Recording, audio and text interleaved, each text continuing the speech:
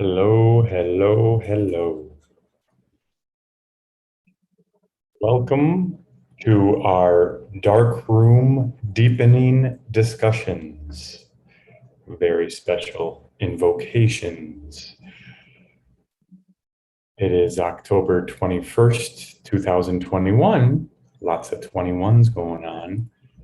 We are live from the dark room in Mazunte, or maybe you'll see this video later. But really integrating and exploring things that came up during my 12-day darkroom retreat that we can discuss together. Today, we're going to look at this question, who's leading? Take a moment here and arrive in with ourselves, preparing for some really nice moments of inquiry.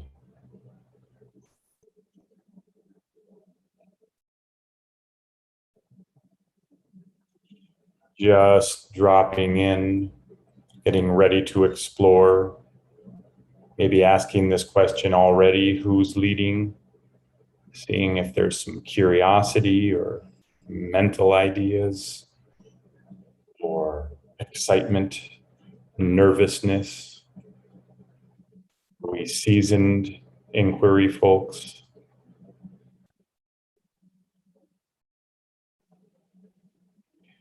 So before we have the discussion, got to do a little confession that I started off not a fan of inner child work, or more precisely, I heard about it and I poo-pooed for many years. I was snickering at John Bradshaw and those ideas, thought it was silly, mooey gooey stuff. And then in 2017, in this men's work intensive 6-month program, we did a goodly chunk of inner child work. And wow, I got hooked. If you haven't ever done any inner child work, I recommend it. And may today be a great start towards your journey. There are many angles, and even deeper, this question, who's leading? There's actually kind of a mashup of inner child work and parts work. There's some great stuff going on in the IFS, internal family systems work therapy, that's phenomenal. Another basic parts work, the critic and judge. I don't think we'll really have time to get into that today, but I just wanted to mention those, that there's lots of great stuff with parts work. Really, in my opinion, and many would agree, it falls under shadow work, which means looking at the unconscious, things driving us. So that question is what really came up to me at the front of the darkroom retreat. Who's leading? Who's leading, Prasad, right now and moment to moment, all this time with myself?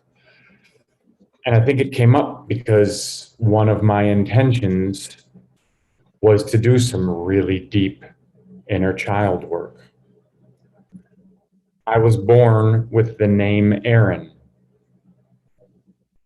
And like I said, I've been doing inner child work nonstop since 2017, getting closer and closer with little Aaron. He's here right now. The latest therapy, I'm working with this heavy bag. I took little Aaron on this 2020, 2021 digital nomad jaunt, and I hang out with him all the time. He's on my lap right here. I get to create safety and work with him. So that's my inner child work going on right now. So I think that was a big piece of how this question came up. Who's leading? Especially as I was looking at like relationships going on right now. So I'm gonna invite you these next few minutes, look inward, And even after these next few minutes, take this question with you. Sit with it. Who's leading? I'll share it in the dark room retreat inquiry. For me, I was seeing three big parts: inner child, inner adolescent, and inner adult. And let's say working with them, it's just bringing up awareness and choice. As I'm relating with myself, relating with others, who's leading? Is it my inner child leading? Sometimes that's okay. So let's be very clear that we're not talking right or wrong. My inner child is very open, very curious, very playful. So there's wonderful times to be leading with my inner child. And of course, it being shadow work, there's times where not a great idea to be leading with the inner child and all of the vulnerability my inner child can have from woundedness, the scared part of my inner child, the helpless part. If I'm leading with that, not so attractive, not so fun to be around. So it's about awareness, this who's leading work. Similarly, my adolescent. Sometimes it's wonderful to be leading with my adolescent. The fearlessness my adolescent has, and the tenderness, right? The emotionality. And here's what was neat for the who's leading question for me is I'm going to say, for lack of a better term, positives and negatives for each of these pieces. The inner child, inner adolescent, inner adult. There's both sides of the spectrum. So for example, that inner adolescent in me is very rebellious. And that rebellion can be great, questioning authority in a wonderful, constructive way. And it can be not so good with me, getting into trouble.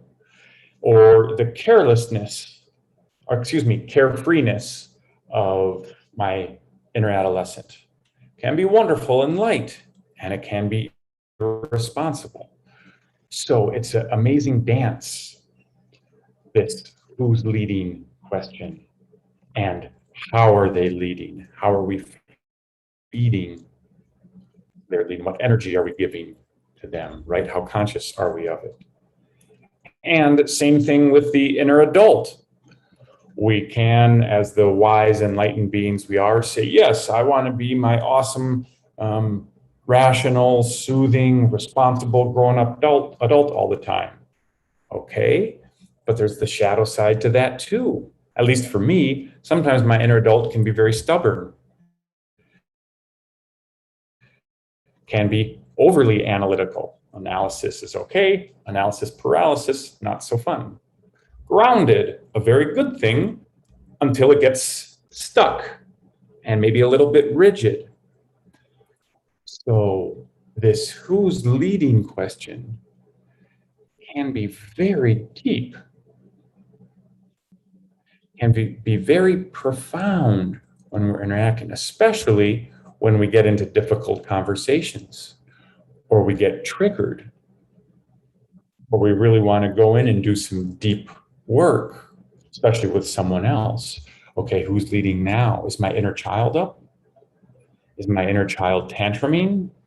Or is my inner child really up and curious and playful? So that is a taste of this who's leading, and I'm happy to share about myself and some things that came up while I was inquiring the who's leading, but I want to hand it off to you because your karmas are different. Your experience is different. Your desires are different. Look forward to hearing about your explorations with who's leading. And thank you very much for joining today. Very glad you could join this series of darkroom deepening discussions. And Susan, I'd love to hear if you had anything to share about what you found who's leading, if you'd like. It's wide open. Who's leading? Who's leading? A lot of stuck energy came up last week, and it was my inner child leading. But I can actually say bleeding. So a lot of inner child stuff was come up last week. And then towards the end, my adult state took over. To kind was there an impetus that really brought up the inner child last week? Was there some external something that happened? Yeah, it's the old money story that was around when I was a child. It came up so many different ways in the last 6 months, and and the last 2 weeks, that's when it was totally clear. The judgments, the shame of asking for help, and feeling into that uncomfortable space of asking and saying, what the heck, anyway, I'm going to do it. and then from there, the beautiful conversations came out after. Nice. Yeah. I have to celebrate those. Yeah. Yeah, exactly. Yeah. And with those beautiful conversations, even before them, while you were noticing the inner child leading, did you get to plug into those, I'm not going to say positive, I'll say healthy components, that inner child's desire for stability, as an adult body, the stability around, money, for example, it's a normal, healthy desire too. Was there a sense of that when the inner child was kind of leading last week also? It was a sense of this story around money and understanding money as energy and not getting stuck into that state of, oh my God, where's money coming from? But understanding that when I connect to what I love doing, everything just falls into place. Just the cogs fall into place. If I'm stuck on this money story as a big block of judgment, I was referring it to the the river and the currency, how we use words, money and banks and currency, energy. So when I visualize the flow of the river, there's currency, there's flow. So I'm not putting my money in the bank where it's walls and it's blocked inside this wall. So I'm thinking of it as nature. I'm nature, so I'm reflecting back nature and the currency of water, and back into flow. So and then the conversations were back into flow as well, and the connections, because I went deep into those uncomfortable points. Beautiful, thank you. And a great example with the who's leading and the healthy part of the inner child is the openness. I mean, think back to being a toddler. Yes, you're helpless and powerless. At the same time, you can absorb. So if we get in the flow of money, hey, bring it on. Exactly. This is adolescent and adult habits, so you have to bring in the openness, and that's the fun dance with this who's leading question. Child, adolescent, adult, there's positives, shadows, good and bad to all of them. So, cool. Thank you so much, Susan. I'm so glad you joined today, and thank you all our friends on Instagram and everywhere. And we'll come back tomorrow. I'm pretty sure we're going to be looking at anger tomorrow. So we'll do a deep dive there. And let's just confirm that. Anger tomorrow. Okay. Much love, everyone. Thank you very much.